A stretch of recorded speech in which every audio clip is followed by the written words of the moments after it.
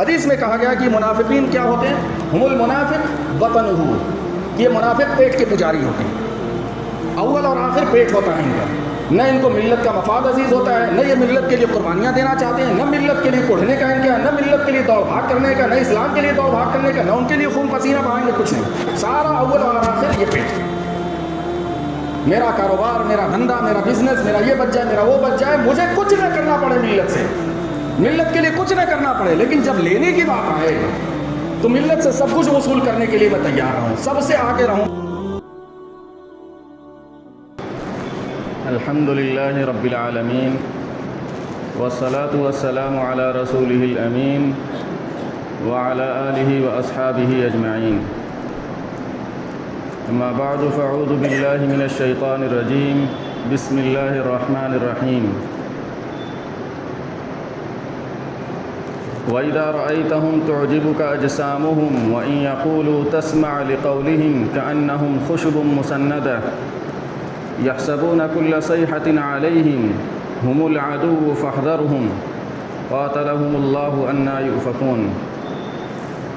وقال تعالى سماعون للكذب سماعون لقوم آخرين لم يأتوك۔ وقال تعالى والذين اتخذوا مسجدا ضرارا وكفرا وتفريقا بين المؤمنين وإرصادا لمن حارب الله ورسوله من قبل وليحلفن إن أردنا إلا الحسنى والله يشهد إنهم لكاذبون۔ محترم حاضرین جمعہ، پورے ملک میں آج جمعہ کی مناسبت سے ہمارے اپنے متحدہ پلیٹ فارم کی جانب سے وقف بل جو کہ اب قانون بن چکا ہے، اس سے متعلق آپ لوگوں کے سامنے باتیں رکھنے کی ہدایت کی گئی ہے۔ جہاں تک میں جانتا ہوں، یہاں کے لوگ پچھلے 4-5-6 مہینوں سے، بلکہ سب سے پہلے جب یہ بل پارلیمنٹ میں پیش ہوا تھا اور مخالفت کے بعد خصوصی کمیٹی کے حوالے کیا گیا تھا، تو مجھے یاد پڑتا ہے کہ اس موقع پر آپ کے سامنے میں نے غالباً 2 خطبے پیش کیے تھے، اور پھر اس کے بعد اور بھی جو لوگ یہاں پر کھڑے ہوتے رہے ہوں گے، مجھے امید ہے کہ ان لوگوں نے بھی اس سے متعلق باتیں رکھی ہوں گی۔ اور پھر اس کے ساتھ ساتھ ابھی حالیہ دنوں میں، ہفتے 10 دن میں، 15 دن میں جو مزید پیش رفت ہوئی ہے اور جو معاملہ اب قانون تک جا چکا ہے، اس پر بھی آپ لوگوں میں سے اکثریت بہت کچھ جانتی ہوگی۔ اس وجہ سے دوبارہ اس کو مکرر بیان کرنا میرے خیال سے یہاں کی جو پبلک ہے اس کے لیے بہت زیادہ ضروری محسوس نہیں ہوتا ہے، لیکن اسی سے جڑا ہوا ایک بہت اہم معاملہ ہے، بلکہ اس طرح کے جو بھی ملکی سطح کے معاملات آتے ہیں جو ملی خاص طور پر ہوتے ہیں، ہمارے وجود سے متعلق ہوتے ہیں، ملکی سطح سے اور نیچے آ جائیں، کوئی اگر معاملہ ہماری سب سے چھوٹی اکائی یعنی گاؤں اور قصبے کی سطح کے بھی آ جاتے ہیں۔ قصبہ اپنے آپ میں ایک ملت ہوتا ہے، جہاں بھی مسلمان ہوتے ہیں، جہاں 2 4 5 کی تعداد میں ہوں گے، وہ ایک ملت مانے جائیں گے، ایک امت مانے جائیں گے۔ تو جب بھی اس طرح کے ملی یا امتی مسائل آتے ہیں تو عالمی سطح سے لے کر کے ایک چھوٹے سے قصبے اور ایک چھوٹے سے گاؤں تک سب سے بڑی جو بیماری اس وقت ظاہر ہو کر کے ہمارے سامنے آ رہی ہے، اس پر میں بات کرنے کی تھوڑی سی کوشش کروں گا۔ وہ اس وجہ سے کہ ہمارے ایشوز کتنے ہی خطرناک کیوں نہ ہو جائیں اور اس کے لیے ہم کتنے ہی چیخ و پکار کر لیں، حتیٰ کہ اس کے لیے اس مرض کو کمزور کیے بغیر یا اس کو دبائے بغیر، ظاہر سی بات وہ مرض ختم نہیں ہوگا، قیامت تک رہے گا، لیکن اس کو کمزور کرنا اور اس کو دبانا، اس کو پیچھے ڈھکیلنا، اس کے بغیر ہماری کوئی جدوجہد کامیاب نہیں ہو پائے گی۔ اور وہ بیماری کیا ہے، وہ مرض کیا ہے، میرے خیال سے اگر ایک لفظ میں پوچھوں تو آپ میں سے اکثریت جواب دے دے گی اس کا۔ یہ مرض ہے ہمارے اندر نفاق کا مرض، منافقت ہے، ہپوکریسی ہے، دوغلا پن ہے، 2 چہرے والا ہونا ہے۔ 2 چہرے نہیں بلکہ یہاں تو درجنوں چہرے رکھنے والے ہمارے درمیان پائے جاتے ہیں۔ تو منافقت اور نفاق کی بیماری دور نبوی میں جس طریقے سے نظر آتی ہے اور جس طرح سے قرآن مجید میں ان کی علامتوں کو بیان کیا ہے، کوئی خاص وجہ رہی ہوگی کہ اللہ تعالیٰ نے اتنا کھول کھول کر کے بیان کیا ہے۔ 4-5 ہی ایسے ٹاپکس ہیں جس پر قرآن مجید بہت تفصیل سے بیان کرتا ہے، یعنی وہ بیماریاں یا وہ برائیاں جو سب سے زیادہ قرآن مجید بیان کرتا ہے اور جن سے بچنے کی تلقین اہل ایمان کو کرتا ہے، اگر ان میں سے میں 3 کا انتخاب کروں تو لازماً میرے نزدیک نفاق والا معاملہ آ جائے گا۔ شرک پر قرآن مجید بہت بات کرتا ہے، دوسری ناشکری پر، اور تیسرے نفاق پر۔ اور یہ نفاق سمجھ لیجئے کہ اگر یہ بیماری بڑھتی چلی جائے تو یہ بات سمجھ لیجئے کہ بڑی سے بڑی سلطنت اور بڑا سے بڑا گاؤں، بڑا سے بڑا قصبہ، بلکہ کہہ لیں کہ آج کی 1.5 ارب امت، دنیا کی دوسری بڑی عددی طاقت رکھنے والی امت، اپنے اس مرض کی وجہ سے اس کے جسم کے ٹکڑے ٹکڑے کیے جا رہے ہیں، کاٹے جا رہے ہیں، لیکن اس کا مقابلہ نہیں کر پا رہی، ریزسٹنس دینے میں مشکل آ رہی، پریشانی آ رہی، یہ مرض قدم قدم پر آڑے آ رہا ہے۔ تو دور نبی میں کس طریقے سے یہ معاملات ہوئے، کچھ مثالیں وہاں کی دوں گا، اور کچھ مثالیں ابھی ادھر عالمی سطح کی بھی مثال میں 1-2 دے دوں گا، اور پھر نچلی سطح پر بھی آ کر کے، تاکہ یہ سمجھ میں آئے، علامتیں اس کی میں سامنے آپ کے رکھ دوں گا، جس سے پہچاننے کی کوشش کریے کہ کہیں یہ بیماری ہمارے اندر تو نہیں آ رہی ہے۔ ایک صحابی ہیں، مشہور صحابی ہیں، جس سے یہ پتہ چلتا ہے، جن کے عمل سے پتہ چلتا ہے کہ صحابہ اس بیماری کو لے کر کے بہت زیادہ محتاط رہتے تھے۔ ہر وقت ان کے دماغ میں، ذہن میں یہ بات رہتی تھی کہ کہیں منافقت میرے اندر تو نہیں آ رہی ہے۔ چنانچہ یہ بات کہی گئی ہے کہ ایک پکا مسلمان ہوگا تو وہ کبھی نفاق کی بیماری سے اپنے آپ کو مطمئن نہیں سمجھے گا، ہر وقت ڈرتا رہے گا کہیں کوئی چیز آ تو نہیں گئی، کہیں کوئی چیز آ تو نہیں گئی اس کے اثرات میں سے۔ چنانچہ ایک صحابی حضرت حنظلہ ہیں، بیٹھے بیٹھے رہتے ہیں اپنے کمرے، اپنے بیڈ پر لیٹے ہوئے ہوتے ہیں، اچانک اٹھتے ہیں اور کہتے ہیں نافقہ حنظلہ، نافقہ حنظلہ، حنظلہ تو منافق ہو گیا، حنظلہ تو منافق ہو گیا۔ بھاگے بھاگے رسول اللہ کے پاس آتے ہیں، کہتے ہیں کہ اللہ کے رسول، آپ کے پاس میں رہتا ہوں تو ایمان کی کیفیت کچھ رہتی ہے، اور جب آپ کے یہاں سے اٹھ کر کے اپنے گھر گھرانوں میں جاتا ہوں، اپنے اہل ویال کے پاس جاتا ہوں تو وہ کیفیت برقرار نہیں رہتی، یہ تو منافقت کی بیماری لگ رہی ہے۔ اللہ کے رسول صلی اللہ علیہ وسلم نے ان کو تھپکی دی اور کہا کہ نہیں، ایسی بات نہیں، ایمان کا معاملہ ہے، یہ کبھی گھٹتا رہتا ہے، کبھی بڑھتا رہتا ہے، یہ نفاق کی اس میں سے نہیں ہے، تسلی دی۔ اس طرح کی بہت ساری مثالیں ملتی ہیں۔ تو نفاق کی بیماری اور اس کی علامتیں قرآن مجید نے تو بہت زیادہ بیان کیا ہے۔ ہمارے ہاں جب یہ بات ہوتی ہے تو عموماً وہ ایک حدیث بیان کر دی جاتی ہے کہ آیت المنافق 3 یا آیت المنافق 4، اذا حدث كذب واذا اؤتمن خان واذا خاصم فجر واذا وعد اخلف۔ یہ 4 علامتیں بیان کر کے سمجھتے ہیں کہ بس انہی 4 میں علامتیں محدود ہیں۔ میں ان 4 کو آج ڈسکس ہی نہیں کروں گا، بلکہ میں ان علامتوں کو ڈسکس کروں گا جو سماجی سطح پر اگر وہ جڑ پکڑ لیں تو کیسے جونک بن کر کے پورے سماج کو کھا جاتی ہیں اور ختم کر دیتی ہیں، انہی کی مثال دوں گا آپ کے ساتھ۔ ورنہ تو قرآن میں اور احادیث میں بھری پڑی ہوئی ہیں چیزیں اس طرح کی۔ نفاق کہتے کسے ہیں؟ نفاق اسی سے بنا ہوا ایک لفظ ہے نافقہ۔ نافقہ چوہے کی اس بل کو کہتے ہیں، یا اس بل کے لیے بولا جاتا ہے لفظ جس کے 2 راستے ہوتے ہیں، یا کہہ لیں کہ 2 سوراخ ہوتے ہیں، ایک طرف سے داخل ہونے کا، ایک طرف سے نکلنے کا۔ ہمارے کسان حضرات جانتے ہوں گے کہ کچھ چوہے ایسے ہوتے ہیں جو کھیتوں میں تو بناتے ہی ہیں جہاں گیہوں وغیرہ خاص طور سے کٹائی ہو رہی ہوگی، اور ایک بہت دور جا کر کے کہیں پر نکالے رہتے ہیں صبح، یا اگر یہاں سے کہیں سے پانی گھسا یا کچھ ہوا، جو اس میں چالاک اور ماہر ہوتے ہیں وہ کہیں اور دوسرا سوراخ نکالتے ہیں، کیوں؟ خطرے کے وقت بچ کے نکل لیں وہاں سے۔ تو اسی سے نکلا ہوا یہاں پر شریعت میں کس کو نفاق کہتے ہیں؟ ہمارے لوگوں نے اس کی جو تعریف کی بہت واضح طور پر کی ہے، الدخول فی الشرع من باب والخروج من باب۔ ایک دروازے سے داخل ہوئے شریعت میں، دوسرے راستے سے نکل گئے۔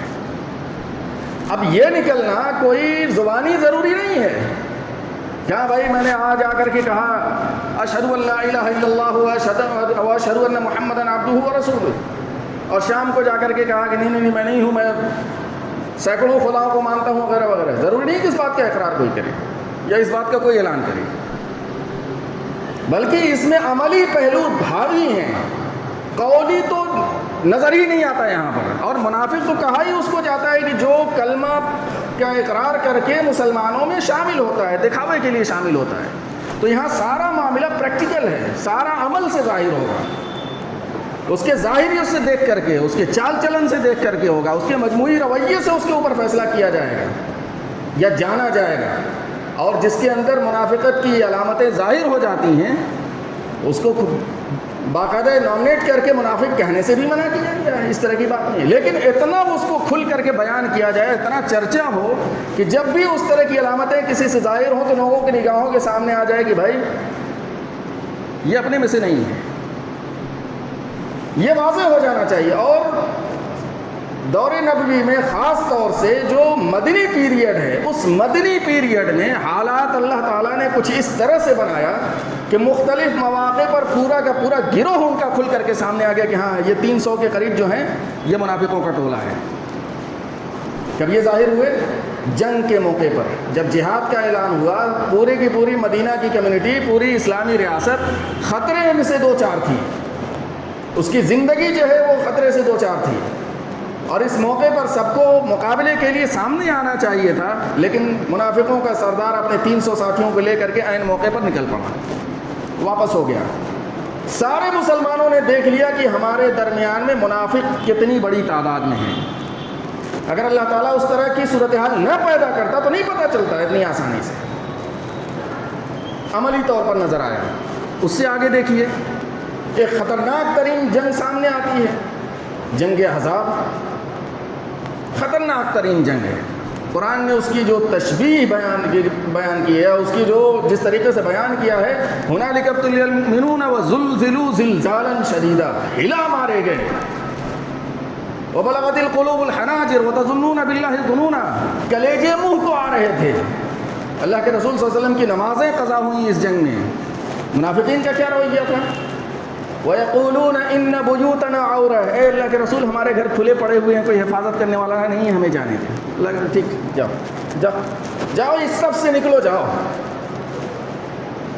مخلصین دیکھ لیں گے اس محاذ کو بھی، اس مشکل وقت کو بھی دیکھ لیں گے، جاؤ، تمہاری کوئی ضرورت نہیں ہے۔ پھر اس کے بعد مزید آگے بڑھتا ہے معاملہ، کچھ اور مثالیں میں دوں گا لیکن پھر وقت چلا جائے گا آگے۔ کتنے مواقع ہیں جس موقع پر ان منافقین کو اللہ تعالیٰ نے بالکل چھانٹ کر کے سامنے رکھ دیا ہے، اور یہ مواقع ہمارے درمیان بھی بہت سارے حالات میں سامنے آتے ہیں، یا جاننے کی کوشش کرنی چاہیے، نگاہیں کھول کے رکھنی چاہیے، ورنہ کوئی کمپین، کوئی ایجیٹیشن، کوئی مظاہرہ دشمن کے سامنے، کوئی بھی جو ہے کوشش ناکامی ہی کی شکل میں سامنے آئے گی اگر ہم نے اس میں تفریق نہ کیا اور یہ جاننے کی کوشش نہیں کی کہ ہمارے درمیان میں منافقانہ کردار کے حامل کون کون ہیں۔ کم سے کم اس طرح کے لوگوں کو کسی بھی سطح پر قیادت کی پوزیشن تو نہیں مل سکتی ہے، کبھی نہیں مل سکتی ہے، اور اس بات کو یقینی بنایا گیا، دور نبوی میں بھی بنایا گیا، بعد میں خلفائے راشدین نے بھی اس کو یقینی بنایا۔ ان کے اپنے طریقے تھے، اللہ تعالیٰ نے انہیں نور بصیرت عطا کیا تھا، وہ پہچان لیتے تھے، پکڑ لیتے تھے، اور فوراً سے ان کو ہٹاتے تھے، وہاں سے دور کرتے تھے ان کو۔ بنیادی طور پر نفاق کے محرکات کیا ہوتے ہیں، کیوں کوئی منافقت کا راستہ اختیار کرتا ہے؟ قرآن مجید نے جو بیان کیا ہے اس کو سامنے رکھ کر کے جو بات سامنے آتی، کم سے کم 3 محرکات اس میں سامنے آتے ہیں۔ کوئی منافقت کی راہ پر جاتا کیوں ہے، کیوں منافق بنتا ہے؟ پہلی چیز اس میں ہوتی ہے کہ اسلام کو اندر سے کھوکھلا کیا جائے، اسلام کو اندر سے کمزور کیا جائے۔ ظاہر سی بات ہے، یہاں پر بیٹھے ہوئے جتنے لوگ ہیں، میں یقین کے ساتھ کہہ سکتا ہوں کہ کوئی ایسا فرد نہیں ہوگا جو یہ چاہ رہا ہوگا کہ میں مسلمان ہوں اس وجہ سے کہ میں مسلمانوں کو یا اسلام کو یہاں سے نقصان پہنچاؤں۔ اتنا میں حسن ظن تو قائم رکھنے کی پوزیشن میں پاتا ہوں یہاں پر۔ دعا بھی ہے کہ اللہ تعالیٰ اس حسن ظن کو برقرار رکھے کہ کوئی جان بوجھ کر کے یہاں پر مسلمان اس حیثیت سے نہیں ہوگا کہ میں مسلمانوں کو اور اسلام کو نقصان پہنچاؤں۔ لیکن اس طرح کے جو افراد ہوتے ہیں وہ عموماً دشمنوں کی جانب سے پلانٹڈ ہوتے ہیں، اور یہ کیسے پلانٹیشن ہوتا ہے؟ دور نبی کی مثال آپ کو دوں، ایک ابو عامر راہب، ایک جس کا کہ لقب بھی فاسق پڑ گیا تھا، جو کہ ایک یہودی تھا۔ یہودیوں کی شکست کے بعد وہ روم جاتا ہے، اور رومن امپائر جنگ تبوک سے پہلے اس کو حکم دیتا ہے کہ جاؤ مدینہ میں جا کر کے مسجد نبوی کے بالمقابل دوری پر اس کے ایک اپوزٹ میں ایک مسجد کھڑی کرو۔ چنانچہ اس نے اپنے ساتھیوں کے ساتھ مل کر کے وہ مسجد وہاں پر قائم کی۔ وہ ابھی اور آگے وضاحت آئے گی جب کہ منافقین کی اقسام کس کس طرح سے ہوتی ہیں، وہ کس کس طریقے سے ظاہر ہوں گے، اس میں مزید واضح ہو جائے گی۔ لیکن باقاعدہ یہ پلانٹ کیے جاتے ہیں۔ چنانچہ وہ آتا ہے، آ کر کے مسجد نبوی کے بالمقابل مسجد ضرار کی تعمیر کرتا ہے۔ مقدس ترین مقام کو منافقوں نے اپنے مقاصد کے لیے استعمال کرنا شروع کیا۔ پہچاننے کی کوشش کریے گا کہ یہ ممبر بھی منافقت کے لیے استعمال ہو سکتا ہے۔ بہت واضح طریقے سے سمجھیے، آنکھ اتنا کھول کر کے ہمارے سماج کو رکھنا پڑے گا۔ دور حاضر کی اگر مثال میں اس کی دوں، اور کئی لوگوں سے، کیا نام ہے، حیدرآباد کے نواب کے توسط سے بھی یہ واقعہ بیان کیا جاتا ہے، اور یو پی کے ایک نواب تھے، میں نام اچانک میرے ذہن سے نکل گیا۔ انگریزوں نے ان کو برطانیہ میں ایک ایسے علاقے کا دورہ کرایا تھا، خفیہ علاقے کا، جہاں پر یہودی اور عیسائی بیٹھ کر کے قرآن مجید، حدیث، فقہ، اسلامی علوم کی باقاعدہ تعلیم و تربیت حاصل کر رہے ہیں، اور پھر اس کے بعد انہیں دنیا کے مختلف ممالک میں، علاقوں میں بھیجا جائے گا، ان کو بڑی بڑی مسجدوں میں کسی نہ کسی طریقے سے گھسایا جائے گا، بڑے بڑے ادارے بنا کر کے ان کو دیے جائیں گے جو مسلمانوں کے درمیان انتشار اور افتراق کا کام کر سکیں، انتشار اور افتراق پھیلائیں۔ اسی بھارت میں میرے دادا مرحوم ہو گئے مولانا نظام الدین علیہ الرحمہ، انہوں نے کئی مثالیں مجھے بیان کی، بتایا کہ فلاں گجرات میں جب وہ امیر حلقہ تھے تو باقاعدہ ایک مسجد میں ایک شخص 15 سال تک امامت کرتا رہا، اور امامت کرنے کے بعد 15 سال کے بعد ایک دن غائب ہوا۔ چند دنوں بعد خط آیا اور کہا کہ اپنی نمازیں دوہرا لینا، میں مسلمان نہیں تھا۔ یہ بس بتانا یہ ہے کہ اندر سے کھوکھلا کرنے کے لیے پلانٹیشن ہوتی ہے باہر سے۔ عموماً جو اندر کے مسلمان ہوتے ہیں وہ اس طرح کی منافقانہ کوشش کرتے ہوئے نظر نہیں آتے ہیں۔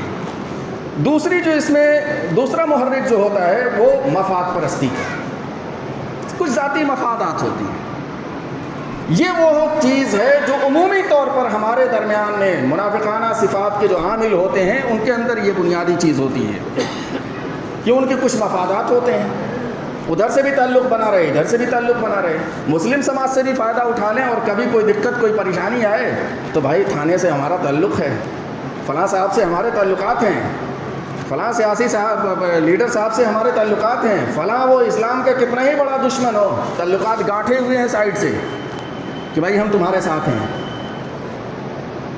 تاکہ کبھی ادھر اگر پلڑا بھاری ہو تو مسلمانوں سے بھی فائدہ مل جائے، اور اگر کبھی مسلمانوں کو نقصان پہنچے تو اس دوران میں ہمارے مفادات محفوظ رہ سکیں، ہم بچ جائیں، ہمارا نام اس لسٹ میں نہ آئے جس میں 35-40 لوگوں کا نام گیا اور ابھی تک کیس جیل میں۔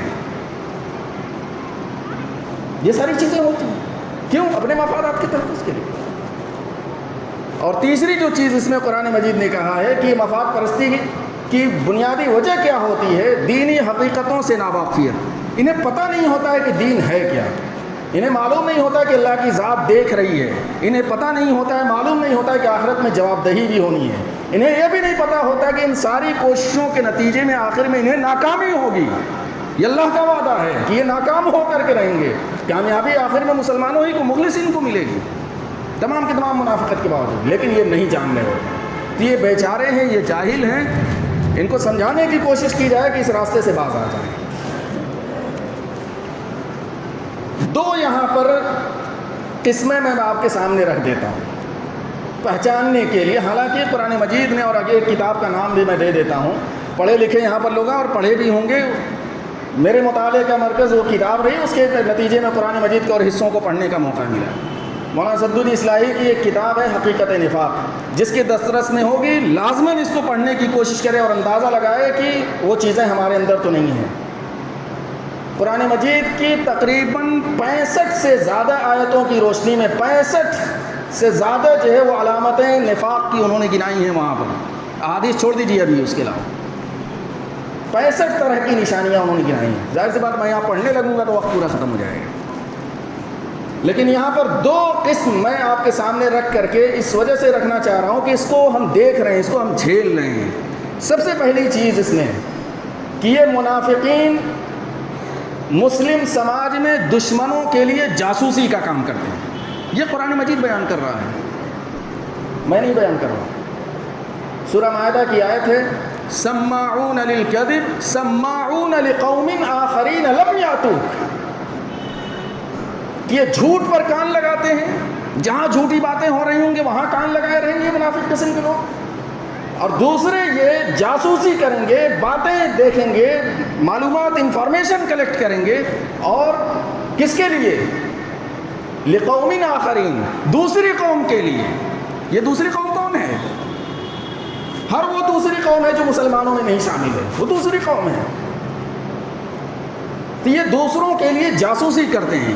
اب یہ کتنا بڑا نیٹ ورک ہمارے اس قصبے میں ہے, اور کس کس انداز سے جاسوسیاں ہوئی ہیں, کس کس کے اعتبار سے مخبریاں ہوئی ہیں, جس کی وجہ سے پورا قصبہ اپنی تمام تعلیم, اپنی تمام برتری جو سابقہ تھی اس پہ چرمرا رہا ہے. بالکل, بلکہ میں تو کہوں گا چرمرا چکا ہے, ٹوٹ چکا ہے یہ. اور اس کی سیدھی سی مثال ہے, سمپل سی مثال ہے کہ اتنی جرأت مجموعی طور پر اب ہمارے درمیان نہیں رہ گئی ہے کہ ہمارے درمیان کے 40 42 50 لوگوں کو بلا وجہ صرف اس آشنکا پر کہ یہ لوگ وقف بل کے خلاف احتجاج کر سکتے ہیں, ان کو نوٹسز دی گئیں اور 1-1 لاکھ کے بانڈز جمع کرنے کے لیے, مسلکیں جمع کرنے کا پابند کیا گیا. کوئی آواز اٹھی اس قصبے سے؟ یہ 40 افراد اگر مل کر کے کھڑے ہو جاتے تو شاید اس کو واپس کروا لیتے. وہ نہ 40 کھڑے ہو پا رہے ہیں, بقیہ یہ 400 اور یہاں کی 4000 ووٹرز اور نہ جانے کتنے, ان کو تو چھوڑ دیجیے. یہ ہے پریکٹیکل مثال اس جاسوسی کے نتیجے میں جو مخبریوں نے توڑا ہے ہم لوگوں کو, اس کا ایک نتیجہ سامنے آ رہا ہے کہ اب 40 نہیں, میں کہہ رہا ہوں کہ 400-500 نہیں, پورے گاؤں کو نامزد کر دیا جائے تب بھی شاید اف نہ کرے. یہ کھڑا نہ ہوگا کہ بھائی یہ ہمارے ساتھ سری زیادتی ہو رہی ہے, بنیادی قانونی جو حقوق ہمیں دیے گئے ہیں, جو فنڈامنٹل رائٹس دیے گئے ہیں, چلو اس کے لیے لڑ جاتے ہیں کورٹ کچہری کے ذریعے سے, لڑ کر کے ہار جاتے ہیں. یہ بھی جرأت نہیں پیدا کر پا رہے ہیں. کس وجہ سے؟ اس منافقانہ بیماری نے جو گلی گلی محلے محلے میں جاسوس کی شکل میں موجود ہے. یہاں پر بولنے والے کو بھی اچھے سے پتا ہوتا ہے کہ اس کی چیزیں کہاں کہاں تک پہنچائی جاتی ہیں, اور وقتاً فوقتاً جب آتے ہیں پوچھ تاچھ کرنے کے لیے تو ہمیں اندازہ ہوتا ہے کہ کیا کیا چیزیں پہنچائی جا رہی ہیں اور اس میں مزید نمک مرچ اور کیا لگائے جاتے ہیں. تو یہ جاسوسی کرنے والے جو منافقین ہیں ان کو پکڑنا پڑے گا, ان پر گرفت کرنی پڑے گی. اور اب تو بہت عام ہو گیا ہے کہ بھائی یہ تھانے کے دلال ہیں, میرا تو تھانے سے تعلق, اچھے خاصے لوگ جان رہے ہیں, لیکن انہیں سے پہنگے بھی بڑھائے ہوئے ہیں, ان کو جوڑے بھی ہوئے ہیں, اور ایک طریقے سے وہ اب ایک مقدس پیشہ شاید بنتا جا رہا ہے. یہ منافقت کی بدترین مثال ہے جو ہمارا سماج پیدا کر رہا ہے, تمام تعلیم اور تمام تربیت کے باوجود. دوسری بات یا دوسری چیز یا دوسری قسم جو بہت عام ہو گئی ہے, تفرقہ پیدا کرنے والے, انتشار برپا کرنے والے, ٹکڑوں میں بانٹنے والے جو افراد ہیں, عناصر ہیں, وہ ہمارے درمیان بڑھتے چلے جا رہے ہیں. وہ مختلف انداز سے ہو سکتے ہیں, مختلف انداز سے ہو سکتے ہیں. وہ سیاسی افراد کی شکل میں ہو سکتے ہیں, وہ مذہبی افراد کی شکل میں ہو سکتے ہیں, وہ جماعتی افراد کی شکل میں ہو سکتے ہیں, گاؤں اور علاقے کی بنیاد پر ہو سکتے ہیں, مختلف شکلوں میں ہو سکتے ہیں. ہر وہ شکل جس کے نتیجے میں سماج بٹ رہا ہو, تقسیم ہو رہا ہو, وہ سب اس میں آ جاتی ہے. ہر وہ عمل جس کی وجہ سے جو ہے وہ لوگوں میں انتشار برپا ہو رہا ہو, یہ اس میں شامل ہو جائے گی. امت کی طاقت کمزور ہو رہی ہو. اب اس کو میں مثال دے کر کے مزید اس کو کھولوں آپ کو, تو آپ کو اندازہ ہوگا کہ یہ منافقین کس طریقے سے, اور اس کے اگر کامیاب ہو جاتے تو کتنے بھیانک جو ہے نتائج نکل کر کے سامنے آتے ہیں. مساجد جو سب سے مقدس ذریعہ ہوتی ہیں اسلام کی تعلیم و تبلیغ کی, اس ممبر کو یا اس مقدس جو ہے مقام کو دشمن اپنے مقاصد کے لیے استعمال کرتا ہے. چنانچہ سورہ توبہ کی جو آیت 107 میں نے آپ کے سامنے پڑھی تھی اور جس کی مثال دی تھی مسجد ضرار کے حوالے سے, اس میں یہ بات 3 پوائنٹس وہاں اللہ تعالیٰ نے بیان کی ہیں.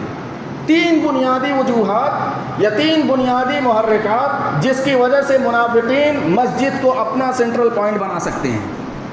نمبر 1 کفر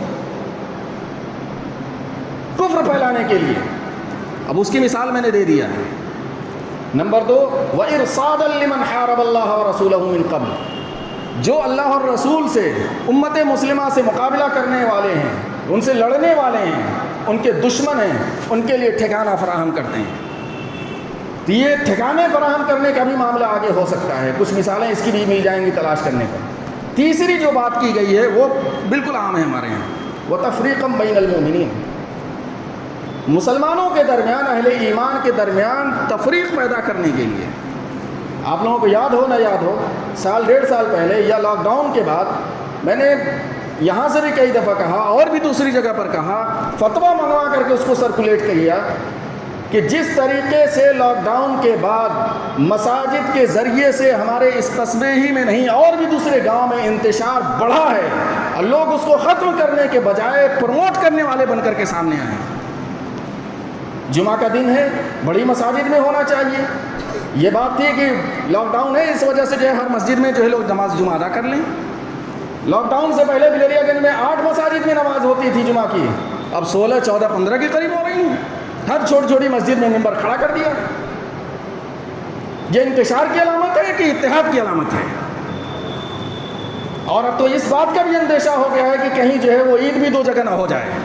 جس طرح سے ہوا بنائی گئی ہے، جس طرح کی صورتحال پیدا ہوئی ہے. یاد رکھیے اس طرح کی چیزوں کو جو بھی بڑھاوا دیں گے ان کا شمار اللہ تعالیٰ کے ہاں منافقت کی لسٹ میں ہوگا، منافقوں کی لسٹ میں ہوگا. کہ امت کی پہچان جس کے ذریعے سے، یہ جمعہ، یہ عید ہے ہفتے کیا، عید الاضحیٰ، عید الفطر مسلمانوں کی شوکت کے دن ہیں. اس دن اتحاد کا مظاہرہ ہونا چاہیے. تو اس دن کو بھی، اس خوشی کے دن کو بھی ٹینشن اور ڈپریشن اور نہ جانے کیا کیا بنا دیتے ہیں. یہ منافقت کی بیماری ہے جو بہت تیزی کے ساتھ ہمارے درمیان میں بڑھتی ہوئی چلی گئی ہے. وقت چونکہ ختم ہو گیا ہے لیکن میں 4-5 اور علامتیں بس بتا کر کے بات ختم کر دے رہا ہوں، اس کی تفصیل نہیں بیان کروں گا.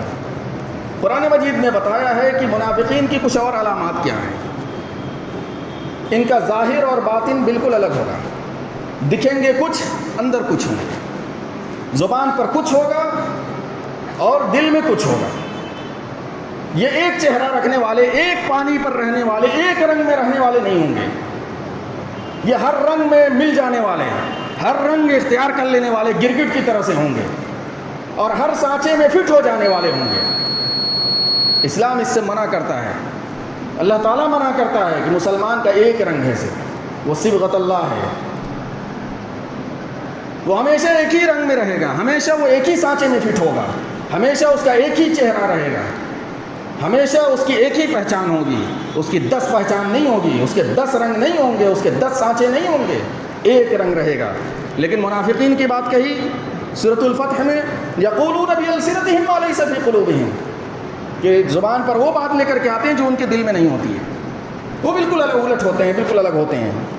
اسی طرح سے دوسری پہچان اگر دیکھنا ہو تو اس کو بھی دیکھ سکتے ہیں، نظر آتی ہیں. جو چیزیں مجھے نظر آ رہی تھی میں نے ان آیتوں کو پک کیا ہے، بقیہ کو چھوڑ دیا ہے. اہل حق اور باطل دونوں سے فریب کارانہ تعلقات بنا کے رکھتے ہیں. ادھر بھی تعلق، ادھر بھی تعلق، ادھر بھی لڈو کھائیں، ادھر بھی چھینا کھائیں، دونوں طرف سے مزے اڑائیں. یریدون ان یأمنوکم ویأمنوا قومہم، یہ چاہتے ہیں کہ مسلمانوں سے بھی امن و سکون سے رہیں، مسلمانوں میں بھی مقام و مرتبہ ان کے برقرار رہے، اور ادھر بھی ویأمنوا قومہم، اپنی قوم، یعنی ان کو اللہ تعالیٰ ان کی قوم کا فرد شمار کر رہا ہے. جو دشمنوں کے لیے اس طرح کی حرکتیں کرتے ہیں وہ ان کی قوم سے، ہمارے قوم سے ان کا تعلق نہیں ہے.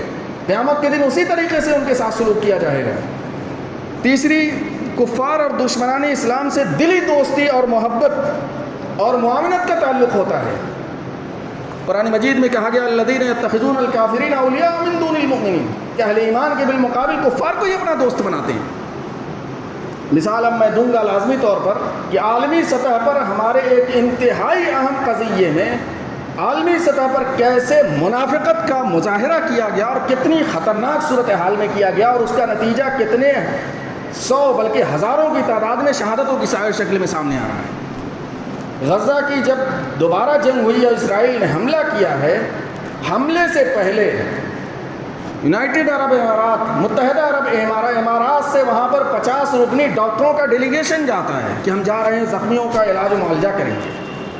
اور یہ 50 کے 50 ڈاکٹر کی شکل میں جاسوس بھیجے تھے امارات نے، اور ان لوگوں نے گھوم پھر کر کے ان جگہوں کو پن پوائنٹ کر کے بھیجا وہاں پر، اور اس کے بعد ان جگہوں پر اسرائیل نے بمباری کی جہاں پر غزہ میں حکومت چلانے والے لوگ تھے. اور پہلے ہی حملے میں وہاں 5-7 کے قریب بڑے بڑے حکومتی عہدیدار شہید ہوئے. عالمی سطح پر غداری کا یہ نمونہ شاید ہماری تاریخ میں بہت کم ملے کہ حکومتی سطح پر منافقت کیسے کام کرتی ہے۔ یہی آپ نچلی سطح پر آ جائیں، مختلف تنظیموں پر حکومتوں نے جب بین لگایا ہے، پابندیاں لگائی ہیں، اس وقت کس کس طریقے سے بہت سارے مسلمانوں نے منافقت کا کردار ادا کیا ہے، تھوڑا سا آنکھ کھول کر کے تلاش کریں گے تو نظر آ جائے گا۔ یہ مرض عالمی سطح سے لے کر کے ہمارے گھروں تک میں گھسا ہوا ہے۔ آخری مثال یا آخری علامت حدیث سے پیش کر دے رہا ہوں، چونکہ یہ بالکل جنرل ہے ہمارے یہاں، 99% ہے اس میں، 1% میں آپ لوگوں کی انا کو برقرار رکھتے ہوئے چھوڑ رہا ہوں، اور ظاہر سی بات ہے 100% کسی چیز میں اگر کوئی ملوث ہو جائے تو بچنا ہی ناممکن ہے۔ حدیث میں کہا گیا کہ منافقین کیا ہوتے ہیں؟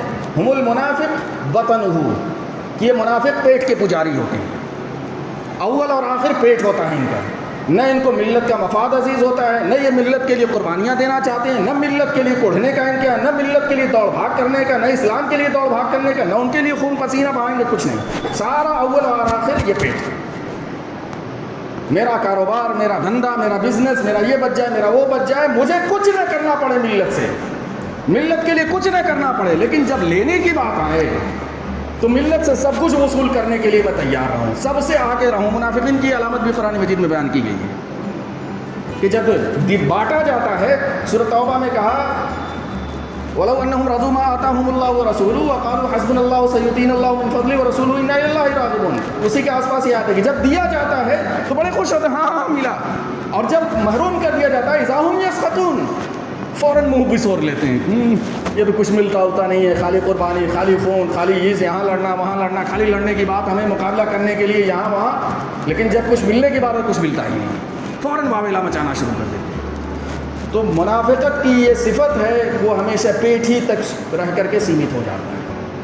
اب یہ سوچ لیجئے کیسے کیسے اس پیٹ کے لیے کیا کیا ہم لوگ کر رہے ہیں۔